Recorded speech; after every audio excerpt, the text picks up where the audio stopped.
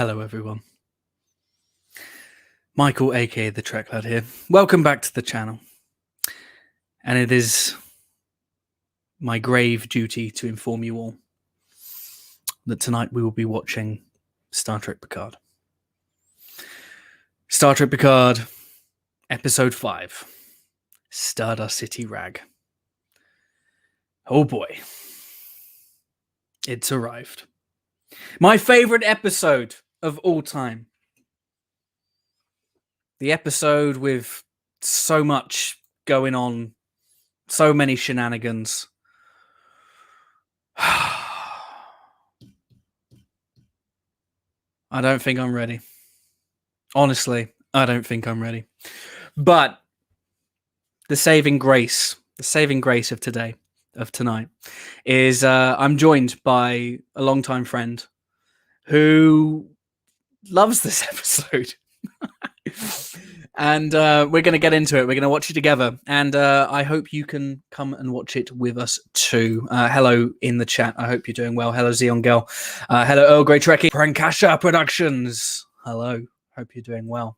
If you've got them, drink them. I've got lots of them. This one's gone a bit messy. I'm not ready. Do you know what? We're just gonna have to go and do this. Hello, Suzanne. I hope you're doing well. Let's do this. I'm joined today by my good friend Sahel, aka Starfleet Boy. Hey, buddy. Yo! Hello, Trek Lad. I am here to sell you a bug. Do you want to buy a bug? Would you like her? She was introduced when she was little. She has the good parts. Absolutely sinister. Sinister. Oh man. We definitely should start soon, but I will say that the patch was like the nail in the eye for Icheb, like putting that on Jean-Luc, and Seven having to see that he has an eye patch and having to remember that Icheb, I was like, wow, someone's sadistic at the writing team there. There is somebody sadistic on the writing team. Prankasha, thank you so much for the super sticker. I've never received one of those before. Thank you so much. Starfleet Boy, thank you for joining. A pleasure as always. Before we begin, how are you doing? What are you up to at the moment? I'm doing really great. It's so nice to be back on your channel after a while and just hanging out with you and your crew out here. And I love Trekladians. That's a cool name, Prankasha Productions. And I see some cool friends out there, Shishan Girl and Earl Grey Trekkie, who we call EGT for short, and Old Sharks here. And so nice to meet all of you guys. It's very cool. I'm glad you're going to be watching along. It's exciting. This is one of the advantages of having an absolute live stream legend on the live stream, is he can say hello to everyone for me, which is I love you. Thank you so much. Right. By the way, Old Shark, I only wear bow ties on Earl Grey Trekkie's Doctor Who stream. So if you want to see me in a bow tie, you also have to go to that. There we go. That's what you need to do. Before we get into this, quickly, I mean, we already know your thoughts on Picard. We know that you enjoyed season 1, but this episode in particular that we're going to watch, it's a pivotal point. It's the halfway point in the show. For me personally, this, when I watched it last year, was kind of when things started going wrong. But for you, what was your initial reaction when you watched it for the first time? Well, to be honest, for me, it wasn't as important as an episode as that, because I still haven't, by the way, and it's really unfortunate, but I haven't finished my Voyager rewatch. So I don't even really know Icheb beyond the fact that, you know, I know some details from like Memory Alpha and like just some, you know, from what I've heard fans talking about. But like, so Seven and Icheb, I didn't really have any connections to them. I thought that these stories were mostly about, this story was really about Seven. It was a way to introduce her into the Picard crew and everything like that. So I was just enjoying it like on a peripheral level. I gave this episode a 10 when it came out, recency bias. You know, what I did like about it, the things that I, you know, just off the top of my head, because actually I haven't seen it in a while, so it's cool. We'll be watching it together, and so I'll be able to have like some new thoughts about it. But what I did like about it was just like, we got a little bit more world building, if I recall. Like I liked the idea of Stardust City and like, what was it called? Cloud, Free Cloud, yeah. Things like that. It'll be interesting to see if those things still impress me or if they land. I remember being actually, and just in a minor way, disappointed that Bruce Maddox was recast, because I really was kind of hoping it would be the same, guy as from TNG, but I don't know the reason why they couldn't get him or what that decision. Yeah, I have a feeling he retired from acting. I think he became a university or college professor. That's right. Yeah. Yeah. Well, interesting. I definitely didn't give it a 10. And as you know, and as other people who have joined, who have come to previous live streams, what we're going to do is we're going to press play in a minute. So if you've got your own copy, feel free to watch along with us. We're not going to be able to have it up on the screen, unfortunately, because CBS will find us and they will take us down. And we don't want that to happen. We like doing this. Before we do get going, though, I do want to say a quick hello to Ghost Rider, who is joining us for the first time. Hello, I hope you're doing well. And I'm very intrigued with this. I've got an idea for a future episode to talk about Star Trek Online. Hit me up on Twitter, drop me a DM, and let me know what it is, and maybe we can make it happen. Right. I know you're a little bit pressed for time, Starfleet boys. So should we get into this? You got your copy ready to go? I've got my copy ready to go. Let me get that mouse, that cursor. By the way, I want to give a shout out to Rashid, who's here. That's so cool. Oh, Rashid! Hello, sir. I hope you're doing well. Good to see you again. And yes, if you're joining as well, fun will now commence. Hello, thank you for joining again. Lots of people here. It's a cool name. Yeah, some really cool people. Right, let's do this. A countdown from 10. So I'll do 10 to 1, and then on go we will hit go. And if I'm going to watch this, I'm glad you're here with me, and I'm glad you're all here with me. So thank you very much. Here we go. 10, 9, 8, 7, 6, 5, 4, 3, 2, 1, go.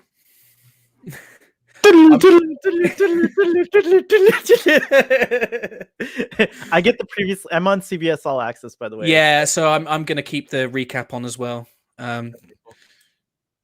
just for ease. Oh look, Trekkie Toddy's here. Toddy!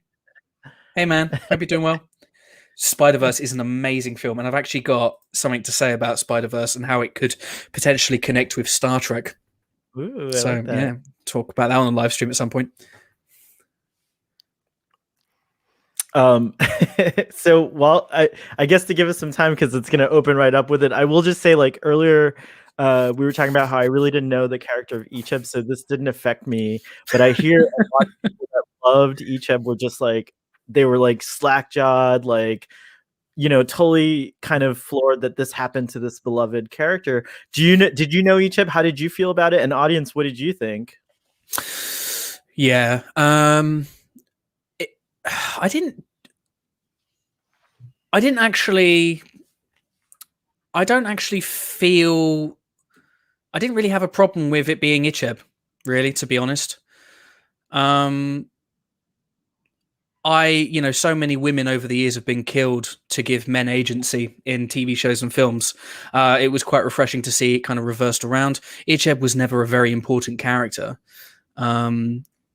It's kind of how they did it. And here we go. Hypation system, the 7 domes, 13 years. So I said I would tell you my opinion on violence in particular, and then also on violence in Star Trek. Star Trek Picard, I feel like this scene here is the most gory and violent scene like ever, but not even just like stepping one step up. Like it went like a whole league above what we'd seen before. And I remember, and I'm like not looking at it right now, actually. I can't look at it. I remember not being able, oh gosh. Live reaction. All right. So yeah, I still can't look at it. It's just so realistic and so gross. Much easier to talk about that scene not live. I don't have a problem with the gore, and I think a lot of people that hated Picard and were hating on it had a problem with the gore. And we've had violent scenes in Star Trek before. My problem with the scene is these events are supposed to be leading to the conflict between Seven and I can't even remember her name. What was the name of the big bad of the episode? Bejazel. Bejazel, yeah. It's supposed to, I do appreciate that there's a time constraint on this. What I think they should have done is had the surgeon talk to Bejazel before any of this happened to establish that she was the one that was responsible for all of this terrible stuff that was happening. Because right now, we as a viewer and as an average viewer are going to struggle to add this to, combine this with the character that we see in the next scene. Why don't we have Bejazel there or on a hologram, and maybe she shoots the hologram, says, "I'm coming for you, I'll have revenge," or something like that. It could be corny, but I feel like the episode really struggled to piece what we see here with what we're now seeing here.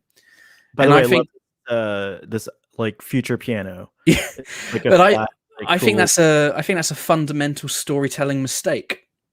It's kind of telling you that you should be angry rather than give you a cold, hard reason to be.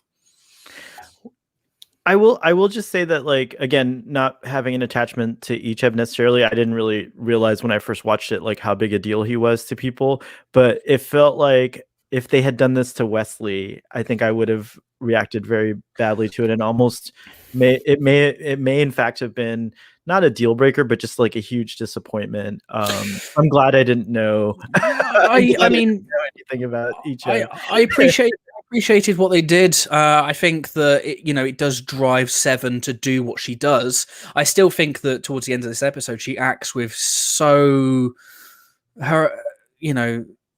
well, we'll find out what happens, won't we? But it does seem, given that she spent a number of years with the Voyager crew, learning compassion, learning to be better than what we're seeing, the actions of Bejazel and her crime syndicate, that she would be able to rise above the gutter.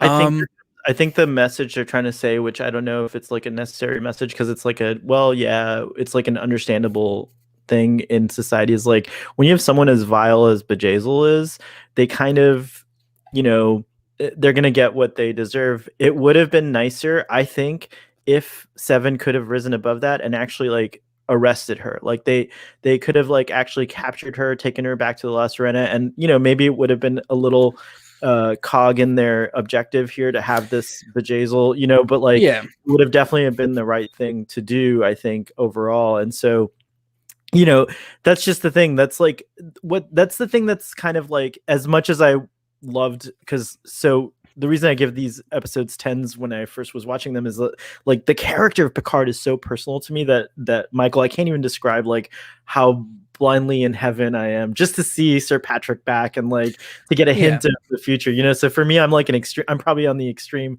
other side, but rewatching it now, I'm definitely starting to like kind of, and especially after having discourse and dialogue, I definitely kind of see like I don't particularly understand the point of what this added to the overall story. Like, what is the message? Like, are we telling people watching that like it's okay to murder a murderer? Like, is that like the message? And so, it is somewhat problematic. I will say though that I think that you're absolutely well within your right as a Star Trek fan, or as a fan in general, just to love the fact that Picard was back. We all watch Star Trek for different reasons. I mean, most of us are joined by a broader reason to love Star Trek, and I think that's what connects us personally. But we still watch it as individuals. We still have our own individual kinks, don't we? Seeing Picard come back, the thrill of it was amazing, but I was very quickly, my expectations were very quickly aligned that this would be more in fitting with the darker, harder, colder, probably easier to write world of Discovery than TNG. And while I have problems with that fundamentally, it's the direction that they go in, and it's the direction that a lot of people like. And who am I to tell them that their tastes are shit? That's not, I can have issues with Picard, but if I'm just going to sit here and go, "Oh, Picard sucks, I'm never going to watch it," then exactly. I mean, I'll watch it and I'll go, "I didn't like that, but I would do this instead." That's how I would do it.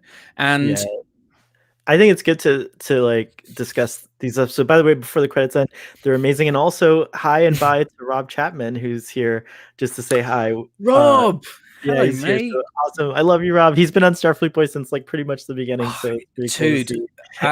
and also Bow Trek as well. By episode 5, the Yeah, Thrill Squad. PJ's here, boat rag. Yeah, that was the same for me, PJ. By the way, if I can give a shout out to something Boatrek and I are doing, Yeah. we're doing a rewatch of Discovery, just like this, like a watch along, and it's kind of random. I don't think we have any set times for it or anything like that, but we're gonna try to get through season 1. And yesterday we did part 1 and 2, and it was pretty awesome.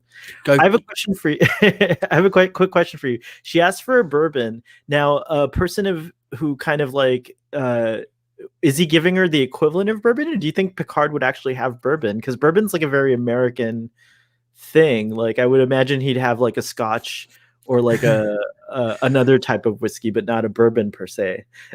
And do you know what? That shot of her just downing the bourbon is me right now. Well, I see Jean-Luc Picard as being a very cultured man. I do think it's somewhat convenient that he has a bourbon, but you know the script had it that he had bourbon. So, well done. Are there French whiskeys? Have you ever had a French whiskey? Is there such a thing? No, but isn't brandy French? Oh, Le Courvoisier. Yeah, it's true. It's a very good point. It's not even remotely connected to whiskey, is it? But well, some people get really tetchy because they go, oh, there's a difference between bourbon and whiskey, and I always thought whiskey was because I thought Jack Daniels was a Tennessee bourbon, and in the UK we sell it as a whiskey. So yeah, I don't really give a shit. I'm not really into whiskey. And some people are really hardcore and say that only certain regions can have, like champagne can only come from Reims in France, otherwise it's a sparkling wine, you know. So yeah, so maybe that has to do with it as like a regional thing. Yeah, maybe so. We are getting something. Sorry, go ahead. No, go on. Oh, were you a Voyager fan? Yes, but in the respect that it's nowhere near my favorite show. It's still a show that I derive a lot of enjoyment out of watching, and it's a show that I can watch a lot of.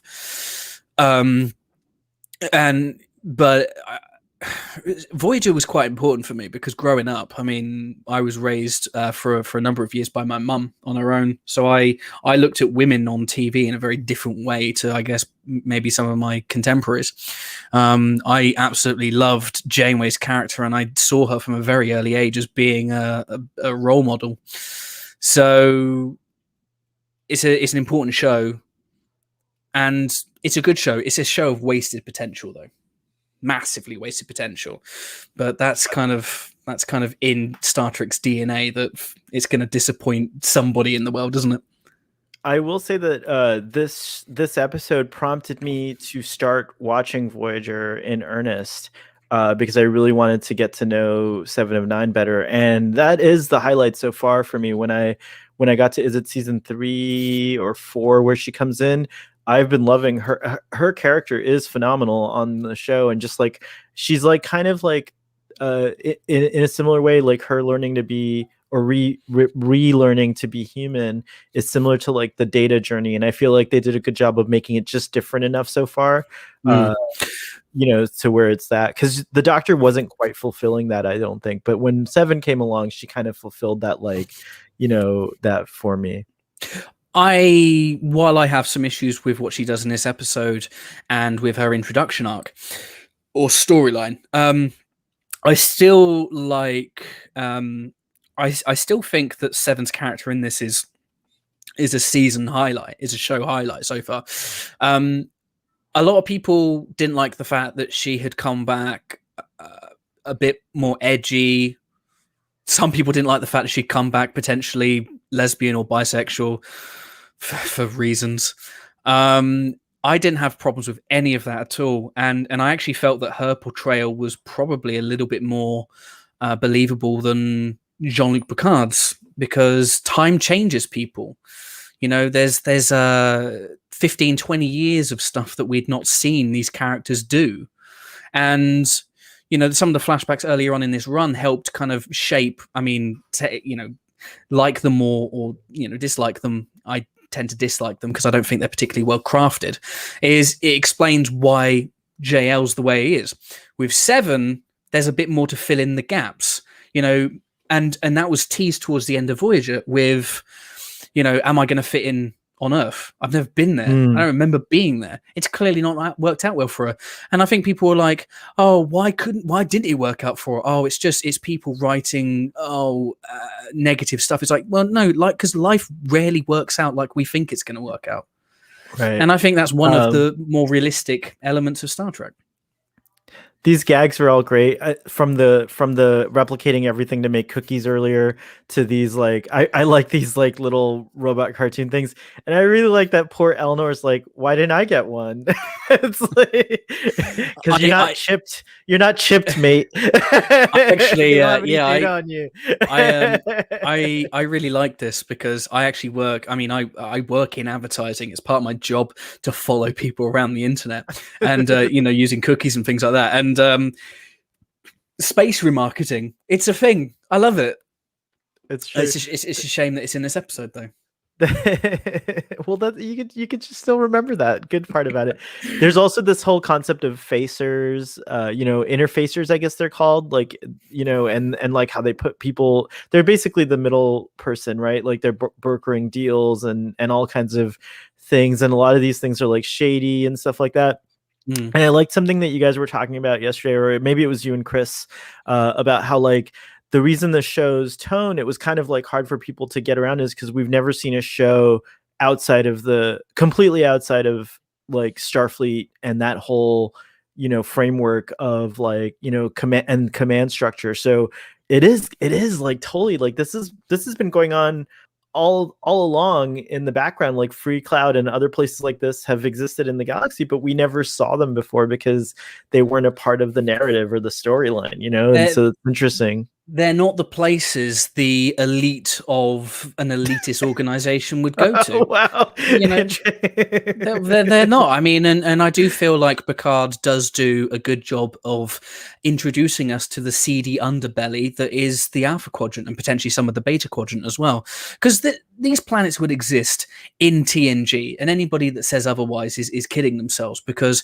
Star Trek was always about us as humans reaching that point where no war, no disease, no nothing. And the conflict came from the external forces, the guest actors and the guest races that we saw. So I mean, I will say though that I think a lot of the visuals here and a lot of what we see on Free Cloud is quite generic. It's a lot of stuff that I've seen before. It's clearly influenced by stuff like Blade Runner, Altered Carbon, which is obviously influenced by Blade Runner itself. Even the film AI came to mind when I saw this. That whole thing. Yeah.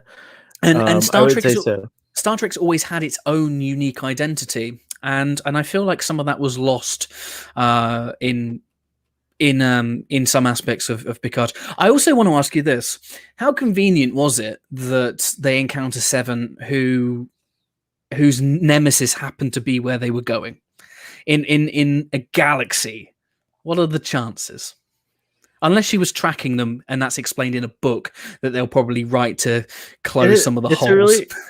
It's a really good question, because I think that I think it is a coincidence, but she's very opportune. She jumps on it right away, she kind of and she withholds information from them. So you could tell that as soon as she found out they were going to Free Cloud, she probably started the machinations about it in her head and everything like that.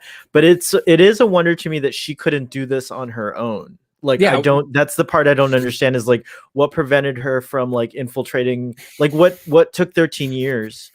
What was it that set her back for 13 years? It doesn't really honestly seem like Bjayzel's security is that tight. She's out in the open, isn't she? She's out in the open. Not only is she out in the open, but they were just able to.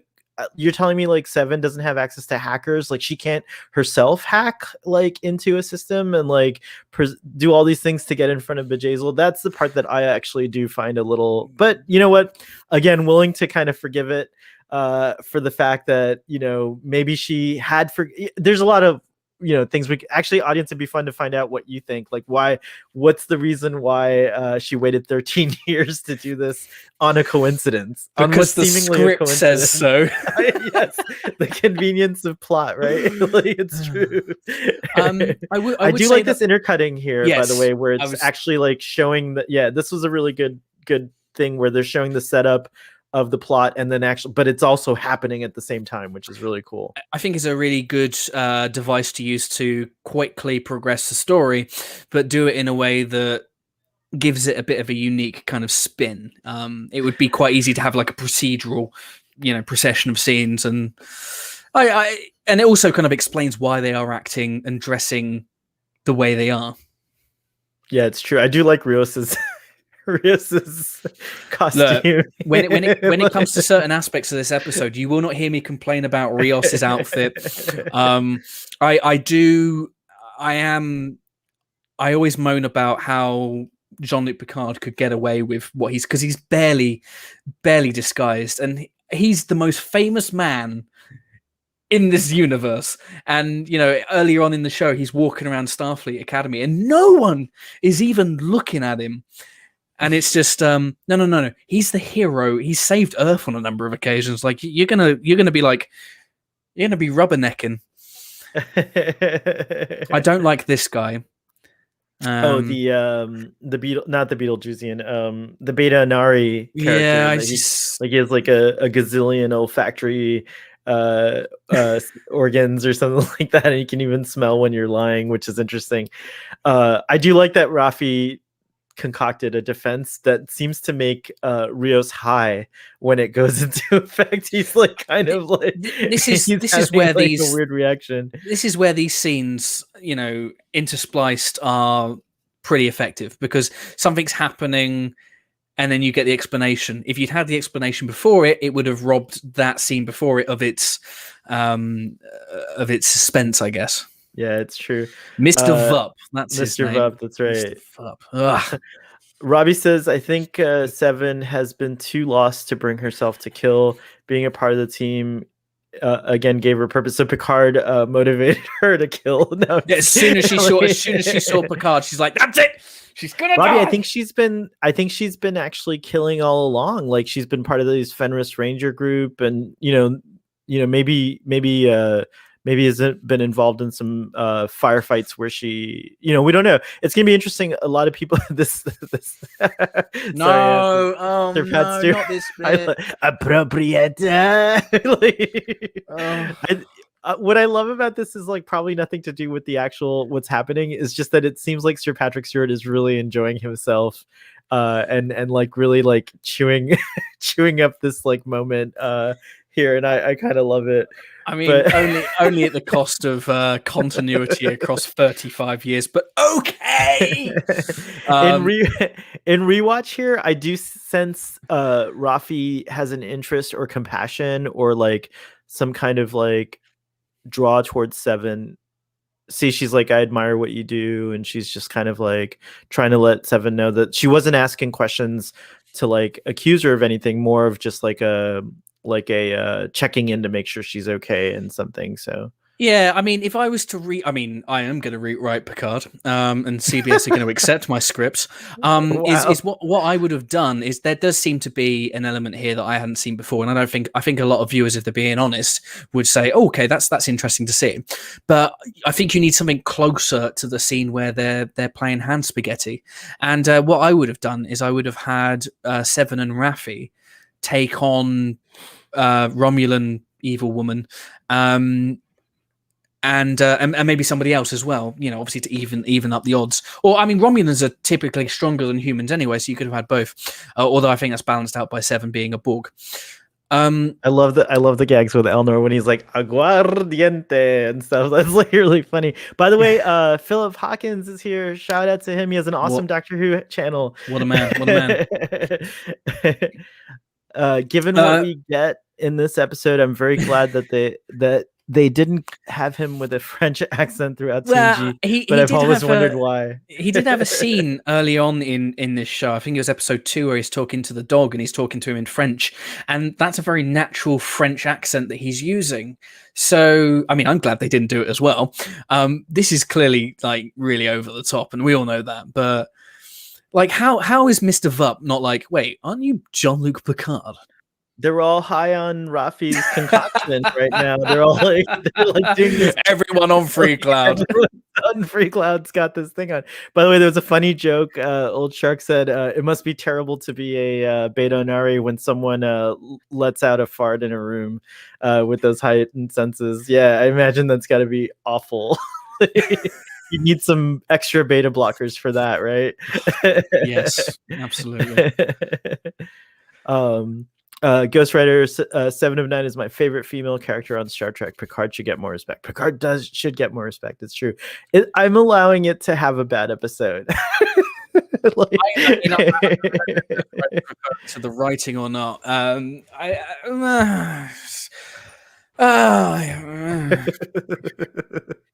This is kind of interesting. So I heard I had to pop off for a second in your discussion yesterday, but I heard your discussion about Rafi and Jean-Luc, and I have to say, like, it is disappointing that Jean-Luc has kind of let all his friendships sort of lapse, or he hasn't done a really great job as far as we can tell. Maybe he stays in touch with but actually later we learned that it doesn't even seem like Riker and Troy have seen him in ages, like it's interesting. But I also do think that for me personally, I did think that it was well established that he was in some kind of like really bad, shameful funk. Like he had just really felt really disappointed. And, after a while, like when someone's not available, you just leave them alone. And they even refer to him as like the Hermit of Labar. And like they do. I think that, like, again, maybe it could have been done a little bit more, but I do think that there is the sense of it. And I like that Rafi, sorry, I like that Rafi is this both new character, but I think Michelle Hurd and Sir Patrick Stewart do pull off a familiarity that is reminiscent of like someone he may have worked. I could see this being Crusher, or even like maybe Geordi coming back and having a similar kind of dynamic with Jean-Luc. Yeah, I mean, I was talking about the way the camera catches their faces a couple of episodes ago, and there is something in the eyes. I don't know if Patrick Stewart and Michelle Hurd have known each other for a while, because I do know that Patrick Stewart lives in LA every so often and has a home there. So maybe there's a familiarity from working together on something else, or maybe they just know they're each just other. Great actors.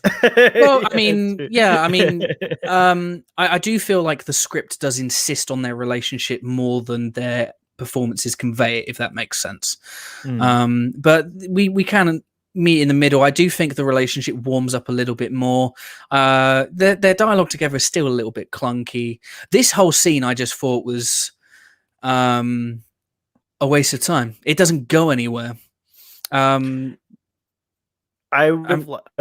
hope season 2, like the thing I think about Picard, and I'm a little worried that this won't happen because Michael Chabon was only involved with this first series, and maybe I forget, Metalis or something like that, the next showrunner, may not want to pick up on some of these things.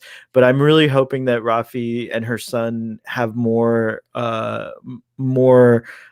story coming up in season 2 or season 3. And for me, I'm willing to like kind of like, yeah, you're right, the scene was just like kind of another coincidence that he happens to be on Free Cloud. She's like, the whole Free Cloud coincidences thing is like a little it gets a little suspicious there, but I do hope we see more information, because what I did like about this is I love the idea that he has a Romulan wife, so that's more of that world building of this post, this more integrated world of like Romulans and other, because Romulans were very like, xenophobic. My impression of them is xenophobic, yeah, and now they're like kind of branching out, which is interesting. So it's just interesting that like this disaster has forced them, and they're called the Romulan Free State now or something like that. So again, not enough of that was given to us, but there are hints of it that I hope are explored in season 2. Yeah, I just feel like this scene's very, I mean, I said it yesterday, it's so easy to write. It's so easy to write angsty stuff. It's so easy to write conflict. It's one of the easiest things to do. I mean, it's one of our most base instincts, isn't it? It's harder to be nice to each other, and that's what we saw in TNG.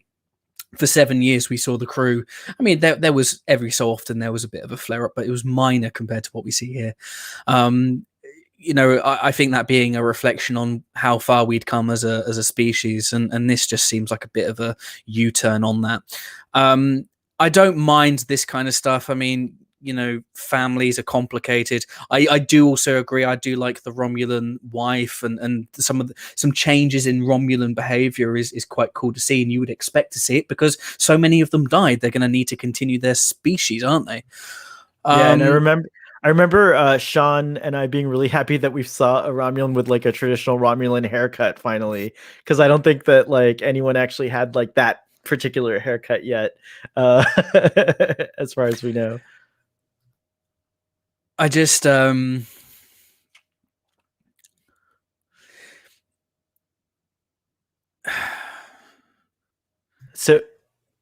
yeah, here they're also establishing that like she even kind of suspected it would be Seven, but then what's the point? Like, does Bjayzl want to, like, is she taking some sort of sadistic like joy in the idea of that she's going to carve up her ex-lover, or like I remain astonished that someone surely with Bjayzl's connections would know Picard's face, would see him with Seven and go, this is a fucking trap. Yeah, that's a little bizarre. I'm in danger. He has been out of the public for 20 years, but he's such it's like I would recognize Jean-Luc. Like he's gonna have he's gonna have paintings somewhere. He's gonna be on a mural. I mean, he's literally saved the galaxy, right? Like he's basically saved time and space and like everything else. Saved everything. Yeah. Yeah. It's things like that I don't really accept. This is another thing that I do have a problem with. The script at this point has introduced an EMH into the story in a scene that didn't really need to be a thing. Given the fact what she's about to do, and given the fact that the EMH is triggered by negative health signs, you think that he would arrive and he would save Maddox, but he doesn't, and it's not mentioned at all as to why. Now, what I would have done is she's a genius. She could tamper with safety protocols. She could do something to the ship to make sure that she's on the ship for a reason. She is getting ready to activate with her mission. And it's never explained. And that's frustrating. Again, it's a storytelling mistake. Why introduce that EMH? Because that's just going to make me question.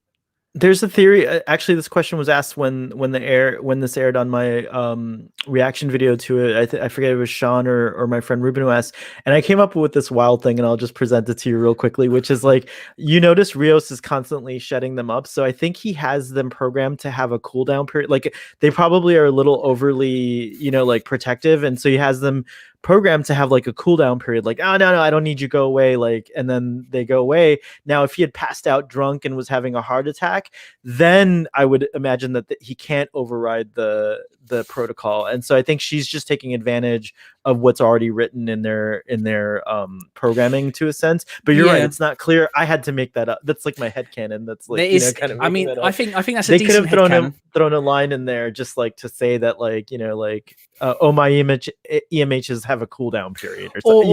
Or there could have even been a thing where maybe perhaps, I mean, this is again a bit of a reach where, but it's not shown, is the EMH activates, but she's erected some sort of highest level force field around the bed, so not even light can pass through it, or something like that. And you would have him bang on the wall. But again, that would then beg the question: why doesn't he then immediately tell Rios and the returning crew what she's done? So it's a little suspect. Yeah, it's true. But it would have been nice to see her sabotaging the EMH in some way, because ultimately I think that's what it should have been. And it could have been subtle. And I don't mind having things that I have to kind of go and work out. I don't want everything explained to me. I'm not that I'm not that way. I don't need everything explained. I'm not that basic. You could have literally have had her pressing a couple of buttons, looking unfamiliar with something. Rios goes, "Are you okay over there?" She's like, "Yeah, I'm okay. I'm just getting ready to transport. I'm getting ready to recalibrate. I'm getting ready to do something."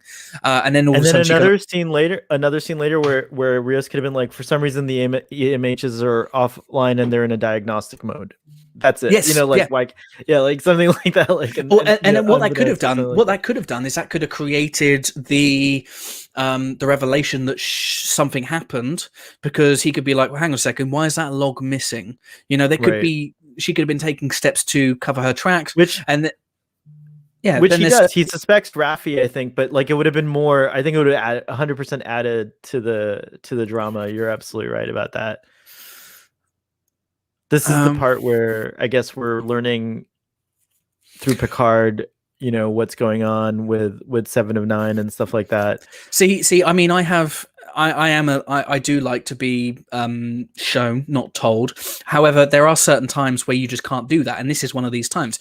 So that's why I maintain that at the beginning of the episode, that surgeon should have had a holo come up. Flashbacks. No, just the one flashback, but an extension of that flashback where Bjayzl comes up on the screen. Is it done yet? Have we got the component? Well, no, not just that. I'm saying we're flashing back to Icheb just because we have to. We have to see it again. But basically, the surgeon can go, fuck off. I'm doing it right now. Right. And but then us as the audience, we have a connection between this beautiful Bjayzl woman, who everybody says looks like Troy, and I'm kind of in there as well. We have a connection between the person responsible for everything that's driving Seven for the last 13 years. Yeah. By Mr. Bud. I think so much could have been accomplished by, and I guess it's not a popular device anymore in TV, but by just, how like Deep Space Nine starts off with like a little prologue that kind of sets you up in the world and like tells you what's going on, right? Like it would have been nice. It would have been really cool to have like a little prologue sequence in the very beginning of the show, just kind of bringing you up to date with the state of the Federation, like what's been going on, like here in this situation here, the Fenris Rangers exist because the Federation can't get to some of these worlds, like neglected worlds, etc. Right? But I'm like, the last time I saw the Federation, they were in their glory. So I get that, I don't know how Mars and the supernova could have diminished the Federation. I don't get it. Like, it doesn't make sense that there is this there is this horrible expectation that we have, that creators have these days, that you are going to consume the expanded material, read the books, listen to the podcast, play the video game, watch Children I don't of Mars. Have time for all. No, we're live streaming or watching better Star Trek. Shishan Girl appreciated that I said sabotage. Some folks have been saying that Bjayzl looks a lot like a Betazoid or more like Deanna Troi, and I think this actress should totally be recast in a short trek that explores Deanna in her youth on Beta Z with a young Riker. It'd be cool, or maybe even a little jaunt into the Kelvin universe, but in the TNG era, and have her cast as Troy. she looks a lot like Marina Sirtis. Be interested to ask you a question. Now, I know Star Trek's had villain problems for a long time, but we're in this age now where the pushing of female characters is more of a thing, and I do welcome that. But the villains that we've had so far, Bjayzl, Narek's sister, that I can't remember her name, apologies. Narissa, and also oh god, I can't remember her name from Discovery season 3. Commodore O also. No. Well, Commodore O, as well. Not so much. She's a bit of a background puppet master antagonist, but from Discovery, Asira. Yeah. These characters are all shown to be so unbelievably basic. They're just evil, and I know Star Trek in the past has had characters that are just evil, and that's fine. But we're in a day and age now where we can have more mature themes and characters, more depth in our material. We got that in Deep Space Nine. Oh, here we go. I mean, yeah, everyone's. This is the moment. Before, just to kind of maybe, I think to end on that moment there. It would have been nice to have a friend who betrays you, and I guess they tried to do that with Agnes, but it didn't. I don't think it landed for me. No. I have a problem with this scene as well, because it's too easy for her to pull the trigger. There's a component of it that I can understand. Just I don't have children, but like I do feel like, I have godchildren and stuff like that. And if someone brutally, was responsible for the brutal murder of it, and if I tried for years to get justice the right way, like through the court systems, it's kind of like a falling down situation, right? But again, we don't. I know like the telling doesn't tell it enough and the showing doesn't show it enough. And I think that's what people have a problem with, is that like, and again, just I expect Seven's history with Janeway and the Federation and Starfleet to kind of override those instincts a little bit. And it just would have been more satisfying to me to see Bjayzl see justice rather than, Yes. well, there it is. Yes, absolutely. Well, so in the last episode, see ya. In the last episode, I said that the execution of that former Romulan senator was just the easy way, and in TNG era, they would have probably come to some sort of peaceful, understanding, and that would have been how that would have been settled. In TNG, with this character, it would have been like the most toys. She would have been put in the brig, and she would have faced consequences for her actions. Now she faced consequences for her actions, but she dead. She dead. But in the most toys, I mean, Data does say he pulled that trigger. He absolutely does. He absolutely does. But I don't think Bjayzl drove. And I didn't see. I know. I get the history. We've not seen Bjayzl kill anybody, but I mean, and what we saw in the most toys with that character is he shot that woman with the most painful. So we'd seen that he was irredeemable. All we had to go on Bjayzl was that she was a bad person that we're being told is bad. I mean, she's acting, she's swanning around, and she's saying mean things, but she's not. We're not seeing her as an audience actively do bad things. I mean, but she is the.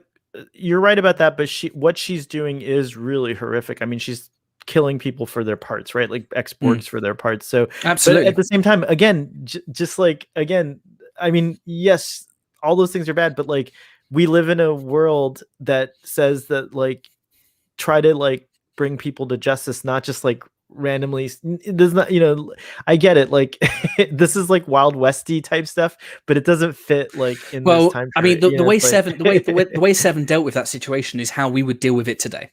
Is we would just go and shoot that motherfucker in the head. I would, but yeah.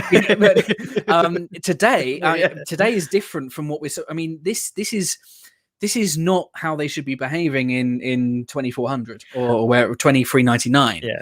Maybe I'm naive, but I just also don't see what catharsis anyone will get from this. Like, it just doesn't, like, it. You know what I mean? Like, it's not satisfying. I've been really satisfied, like when Kirk, does everything he can to help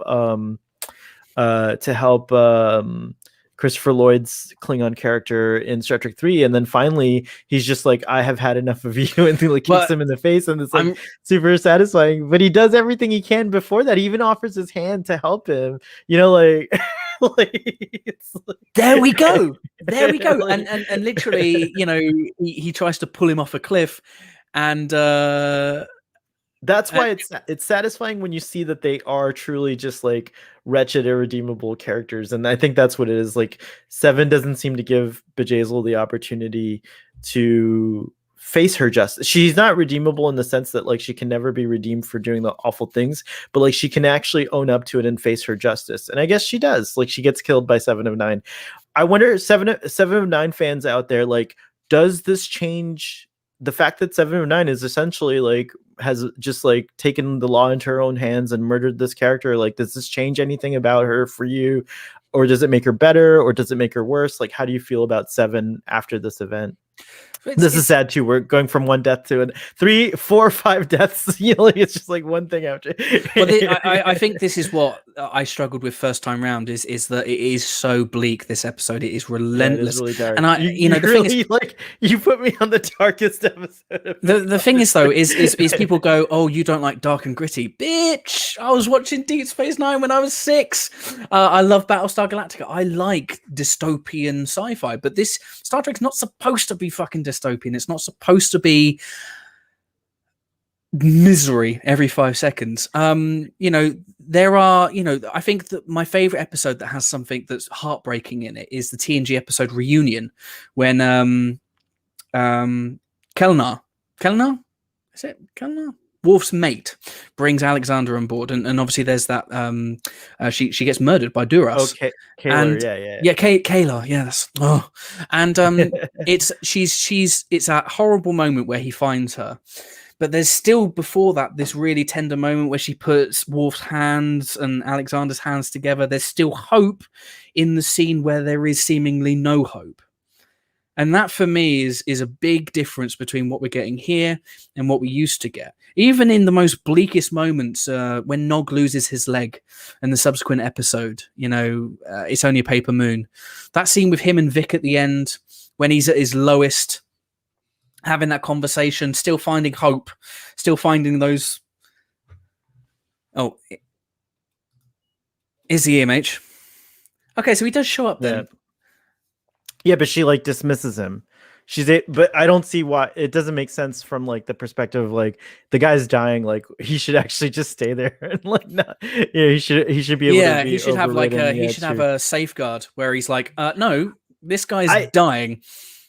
I will say I did defend very, very, very lightly some of this stuff upon its release when we were discussing it, but with some distance behind me, I do wish that this had been handled differently. I think that I'm not saying that there isn't a place for this level of horror in TV, and I think it can be cathartic. It just seems like something that Star Trek could have done a better job at. Star Trek. I just want to say, I see Fun's comment here. 7 and 9 has killed people before in the episode Precis boomed. I disagree with this. I completely disagree with this. Basically, 7 at that point was a year removed from the Borg collective, and was probably still being driven by impulses and sub processes. And she would feel a way. She'd been severed from the collective. She probably knew a lot of people that had been killed by 847 too. We didn't talk about the scene earlier, but Jean-Luc kind of has a moment with 7 where she seems to still struggle with that side of her, that cold sort of Borg logic slash machineness, and I think that it is a daily struggle for her, and maybe again not being. I think from what I've gleaned of Voyager, 7 credits Janeway, just her persistence and the constantly being around this influence that's a better influence is what helped her to be more human. I just wish that I guess wherever she's been for the last 13 years with the Fenris Rangers, it must just be a horrible situation. But I think if you're going to give us some more flashbacks, if you're going to do something, here's the thing, again, another critique for this episode is that it would have been great, even maybe in the last episode, to give us a glimpse of the Fenris Rangers, show us what that life is like and why it would maybe change her back to this kind of more cold and Borg I have to admit, every time Fenris Rangers comes up, I expect them to be led by Faramir. I don't know why, the Horn of Gondor, and we are patrolling the galaxy. We've reached the end. What are your thoughts? Well, if I have to be fair, it's definitely not an episode of Star Trek Picard that I would actively go back to rewatch, because ultimately there's not really anything in it that my memory won't serve to go on to. It's not I think that this was if I were involved somehow with the Picard production, I would have definitely rewritten this episode. So I think that looking at it now, there are definitely a lot of things that just now that I know the whole work, I don't see how this episode really moves the needle. Very inconsequential. You could cut this whole episode. You could cut this whole episode. Honestly, you could. And I'm trying to think it is cool to get a little bit more about 7, but again, I think it would have been cool to get a different perspective of 7, or make it even, go deeper in some of the ways that it wanted to.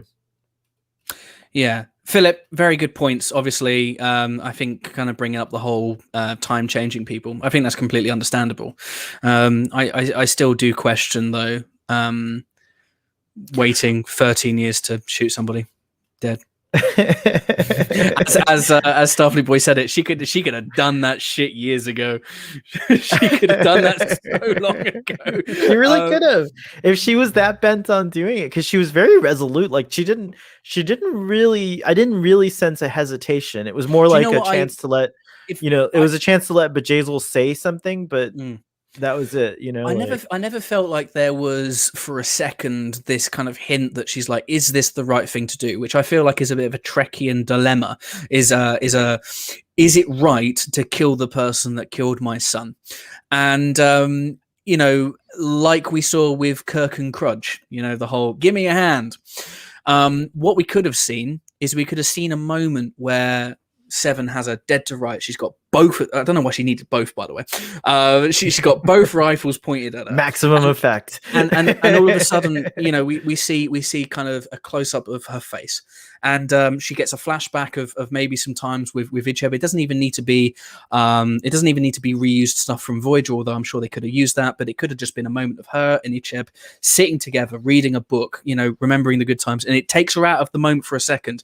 And Bjayzl, being this irredeemable opportunist, sees a moment of weakness that she can capitalize. She has a gun. I love that rewrite. She has a gun behind her back and she can pull it out. And in that moment, because Seven has such good reflexes, that now her mind is being made up. She was probably going to kill her anyway, but this is the moment, and that's it. That gives her the moment. That's a fantastic that's a fantastic way to kind of like just a tiny tweak that would have like made that scene a totally different scene. Just a little doubt. And we haven't even talked about Jurati and just killing Bruce. Well, I do feel like that scene was better because we see that Jurati is clearly distressed, taking the actions that she's doing, and she says, "I know we were talking when it happened, but she says something along the lines of, I have to do this. I've got no choice." And obviously that sets us up intrigue for the remainder of the series. Now, that scene has probably aged the best because you can see the distress, you can see the conflict. And you can see the betrayal in Maddox's face, and it's set up quite well. The only issue I have with that is the intervention of the EMH and how that's kind of just and never really appropriately and satisfactorily explained. So again, I do feel like, I'll be honest with you. When I first watched this episode, I was furious. I was furious. I'm not anymore because I think I've grown up a little bit as well. But it's also, great. It's kind of looking at it. I think I'm of the same opinion as the other episodes that we've had so far. There are good aspects. This is by far the weakest so far. But there is promise here. There is promise that a second draft would have satisfied. Yeah. Yeah, definitely. I think that like in hindsight, when I first saw this, I wasn't like bothered by it in particular. Again, now that I've gotten to know the character of Seven a little bit better, and I've gotten to like, I agree with Philip that like you shouldn't, characters are allowed to grow or regress, as writers please.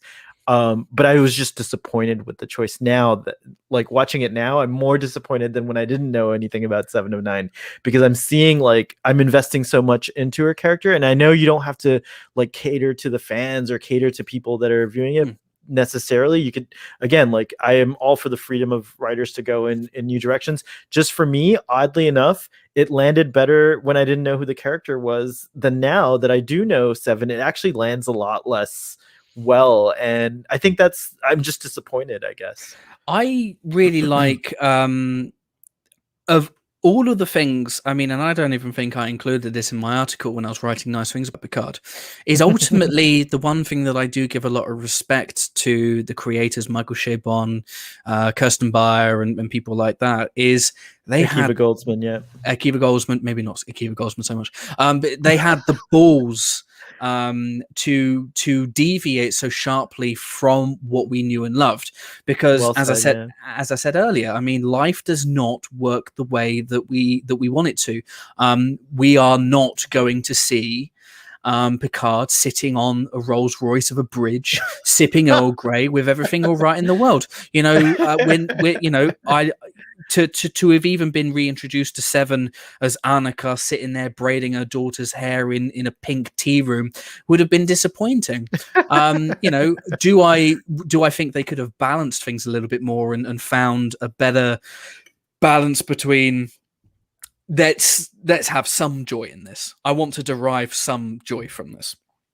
There's a degree of like I felt like this episode was like kind of a nexus that could potentially grow to be a better episode in future if they do expand on like in season 2 and 3, if they do expand on the Rafi story with her son, then this episode could actually, you know, like have some, like, it can change over time as episodes can. And also if Seven's developed further, and like, you know, there was a lot of interest at the time. I don't know if the hype is still there, but people were talking about perhaps having a 7 of 9 series like centered around the character of 7 of 9 and having a whole series around her. And so then you can look at this episode later as just kind of like a prologue, you know, like a prologue or like a setup to that series. And I think that'll be interesting. So again, we'll have to revisit this episode. We'll have to revisit this episode again if things change. Or they could just say, all right, we're doing something completely different. Do you know what? I'll say this to you. I would be very surprised if they actually brought the sun up again, to be honest. I was actually quite surprised. I mean, the film nerd in me did mark out a little bit when I saw the sun, because he had quite a large part in the film Booksmart, which is a tremendous film if no one's seen it. Go and watch it if you haven't yet. It's incredible. He was a prominent part in that. And I thought, well, that's quite a coup, bringing him into Star Trek. So you would like to think that's not just a one and done.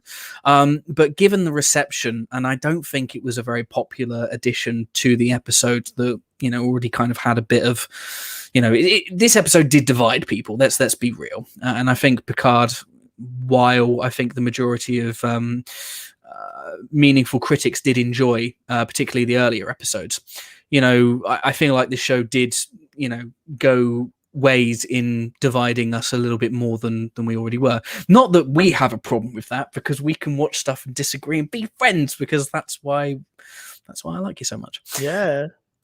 But there's no reason to lose a friend over a TV show, Michael. Ain't nobody got time for that. Ain't nobody got time for that. Starfleet boy, you are one in a million, and also the people that have stuck by in the chat as well. Thank you so much. We had a really nice. I'm sorry we couldn't get all the comments, but it was really great active chat, and I hope you guys were watching along and having fun listening to us banter about this episode. I honestly think, I mean, obviously, you know this, I've said this to you off air, you make me a better live streamer, so I do thank you. And I hope that you can join me again for hopefully another episode of Picard. We'll talk off air. In the chat, thank you so much for joining. Do join us again. Well, I mean, it will be me and hopefully somebody else tomorrow as we watch, is it The Impossible Box, episode 6? Yeah, tomorrow is The Impossible Box. That's an interesting episode too. Yes. Yes, it is indeed. Thank you so much for joining. Starfleet boy, love you. Joining in the chat, love you guys as well. Ghost Rider, thank you so much for joining for the first time. Hope to see you again tomorrow. Until tomorrow, 9 p.m. GMT. Stay safe. Live long and prosper.